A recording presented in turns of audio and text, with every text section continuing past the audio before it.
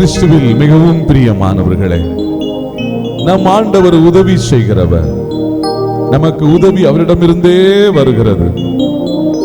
வானமும் மையமும் படைத்த தகப்பன் நமக்கு துணையாயிருக்கிறார். அல்லேலூயா. அவரே நமக்கு உதவி செய்கிறவர். அவரே நம்மை நலன்களால் நிரப்புகிறவர். அவரை நோக்கி பார்த்தவர்களோ பிரகாசம் அடைவார்கள். அன்புக்குரியவர்களே, இயேசுவை நோக்கி பார்ப்பீங்களா? உதவி செய்கிற தெய்வத்தை நோக்கி பார்ப்பீங்களா? ஆண்டவரை பாடி மகிமைப்படுத்துவோம். உதவி வரும் கண்மலை நோக்கி பார்க்கின்றே, வானமும் வையமும் படைத்தவரை நான் பார்க்கின்றே. பாடுவோம். உதவி வரும் கண்மலை நோக்கி பார்க்கின்றே, வானமும் வையமும் படைத்தவரை நான் பார்க்கின்றே. ஹல்லேலூயா, ஹல்லேலூயா. Praise the Lord. ஹல்லேலூயா.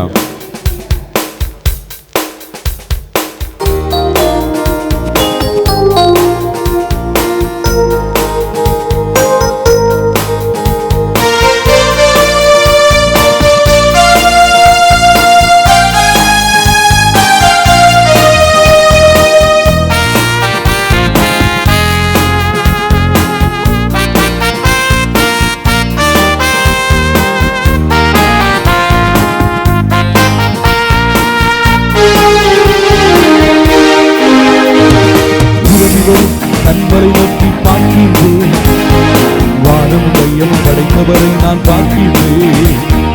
உதவி வரும் கண்மலை நோக்கி பார்க்கின்றேன், வானம் மையம் படைத்தவரை நான் பார்க்கின்றேன்.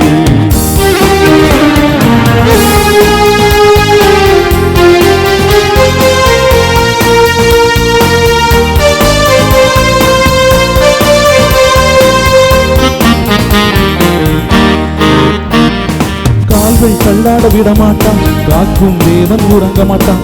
கால்கள் தள்ளாட விடமாட்டான், காக்கும் தேவன் உறங்க மாட்டான். இஸ்ரவேலை காக்கிறவர் என்னால் தூங்க மாட்டார். இஸ்ரவேலை காக்கிறவர் என்னால் தூங்க மாட்டார். கால்கள் தள்ளாட விடமாட்டான், காக்கும் தேவன் உறங்க மாட்டான். கால்கள் தள்ளாட விடமாட்டான், காக்கும் தேவன் உறங்க மாட்டான். இஸ்ரவேலை காக்கிறவர் என்னால் தூங்க மாட்டார். இஸ்ரவேலை காக்கிறவர் என்னால் தூங்க மாட்டார்.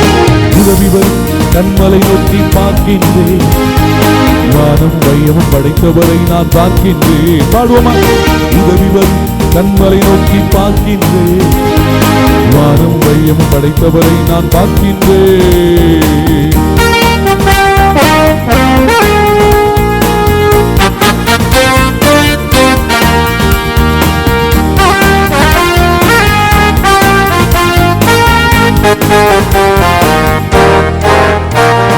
கர்த்தர் என்னை காக்கின்றார், எனது நிழலாயிருக்கின்றார். கர்த்தர் என்னை காக்கின்றார், எனது நிழலாயிருக்கின்றார்.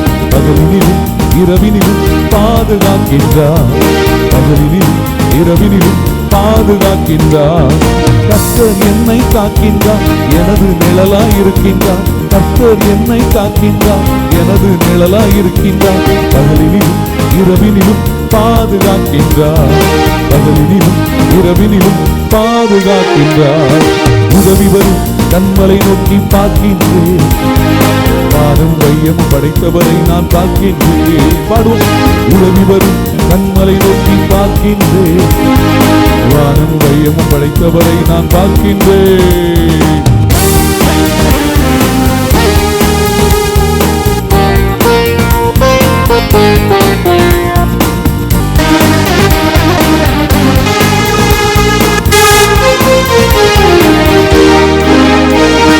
கர்த்தர் எல்லா தீங்கிற்கும் விலக்கி என்னை காத்திடுவான். கர்த்தர் எல்லா தீங்கிற்கும் விலக்கி என்னை காத்திடுவான். அவர் எனது ஆத்துமாவை அனுதினம் காத்திடுவார். அவர் எனது ஆத்துமாவை அனுதினம் காத்திடுவார். கர்த்தர் எல்லா தீங்கிற்கும் விலக்கி என்னை காத்திடுவான். கர்த்தர் எல்லா தீங்கிற்கும் விலக்கி என்னை காத்திடுவான். அவர் எனது ஆத்துமாவை அனுதினம் காத்திடுவார். அவர் எனது ஆத்துமாவை அனுதினம் காத்திடுவார். உதவி வரும் கண்மலை நோக்கி பார்க்கின்றேன், வானம் வையமும் படைத்தவரை நான் பார்க்கின்றேன். உதவி வரும் கண்மலை நோக்கி பார்க்கின்றேன், வானம் வையமும் படைத்தவரை நான் பார்க்கின்றேன்.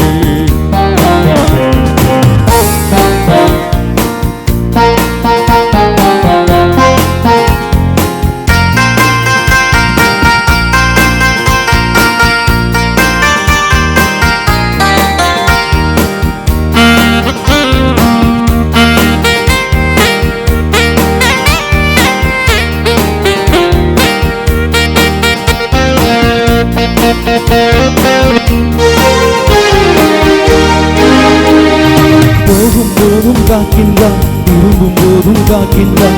போகும் போதும் காக்கின்றான், திரும்பும் போதும் காக்கின்றான். இப்போதும் எப்போதும் என்னாலும் காக்கின்றான். இப்போதும் எப்போதும் என்னாலும் காக்கின்றான்.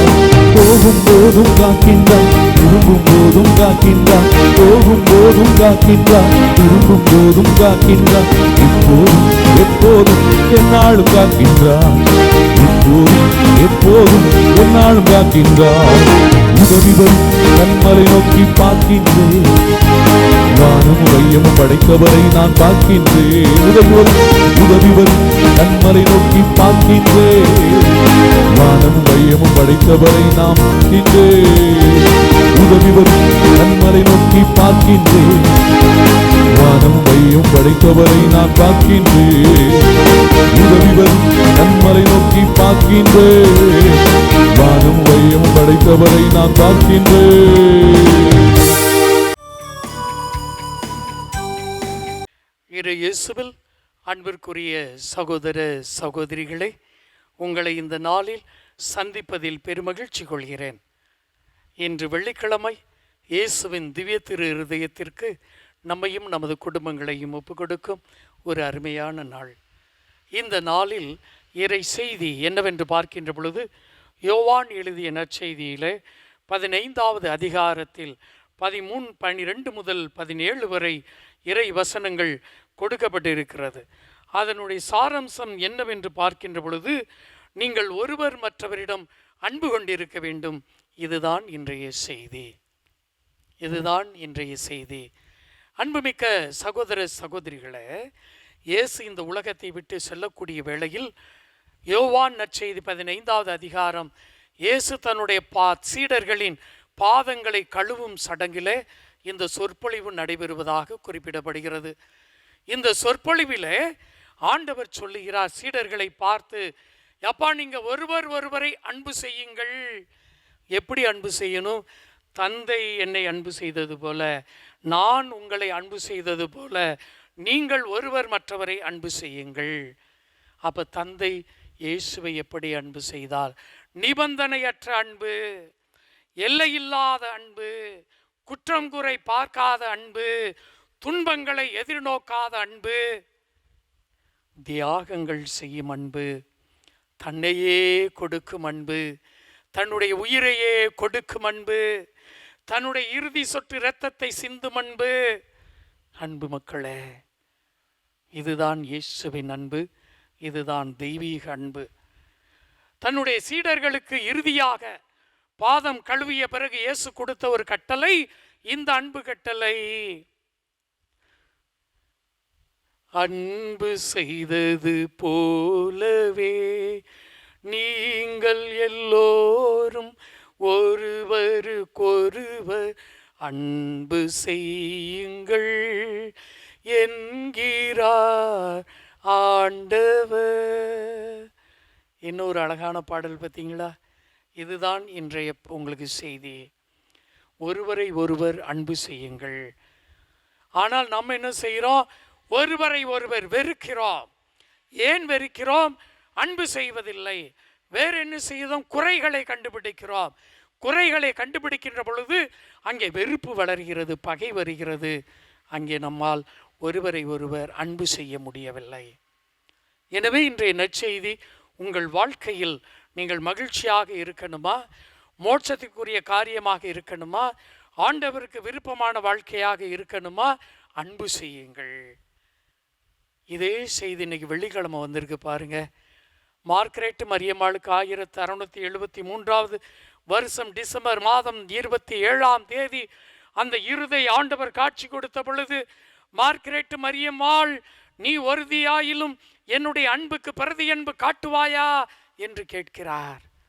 அதே இயேசு நற்செய்தியில ஒருவரை ஒருவர் அன்பு செய்யுங்கள் என்கிறார். இந்த ஆண்டவர் அன்பின் ஆண்டவர், விண்ணக தந்தை, அன்பின் தந்தை.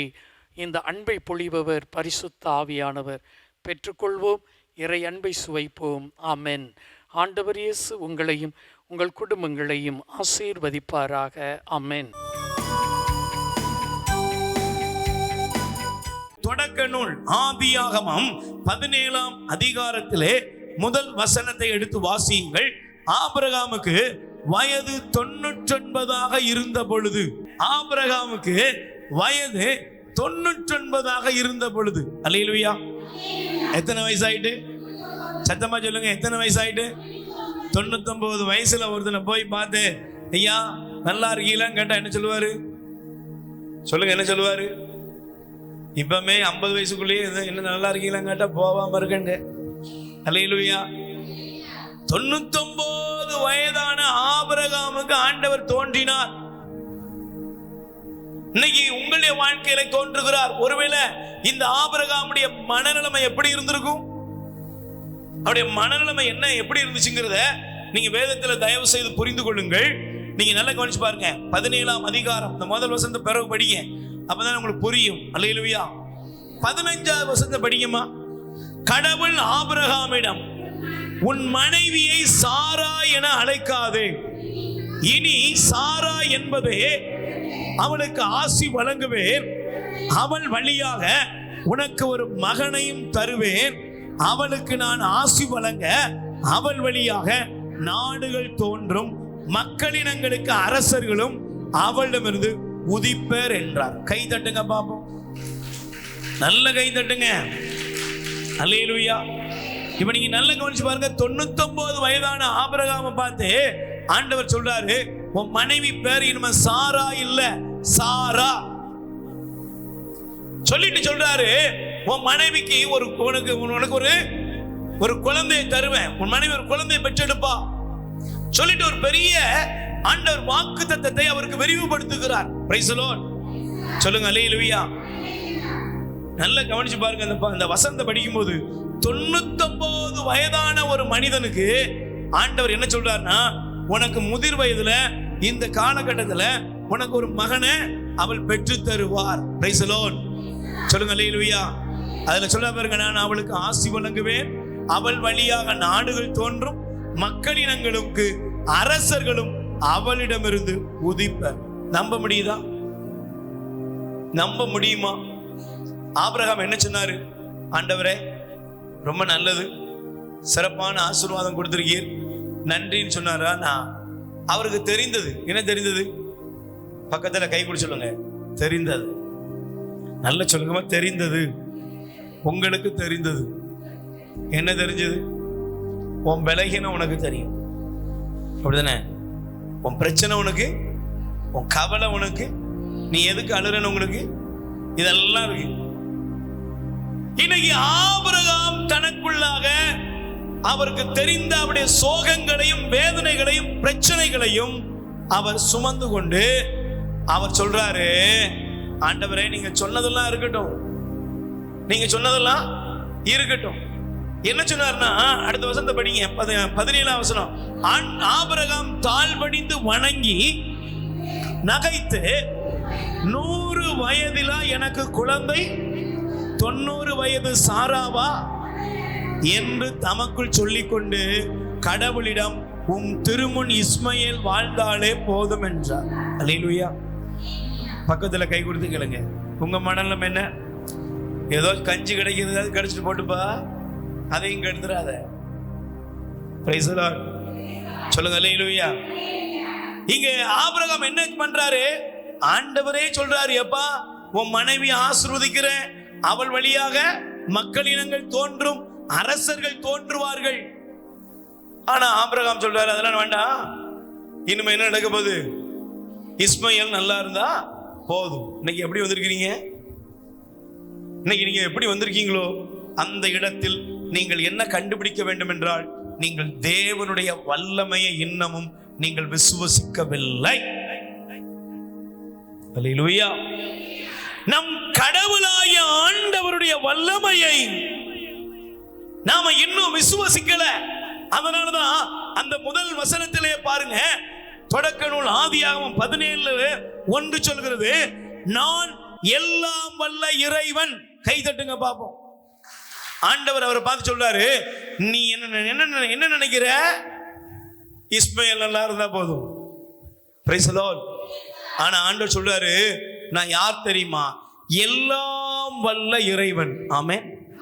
பக்கத்துல கை கூட சொல்லுங்க, உங்க மனசுல உள்ள எல்லா சூழ்நிலைகளையும் மாற்றுவதற்கு தேவன் வல்லவர். மனசுல மட்டும் இல்ல, வாழ்க்கையில சூழ்நிலையில எல்லாவற்றையும் தேவன் மாற்ற வல்லவர்.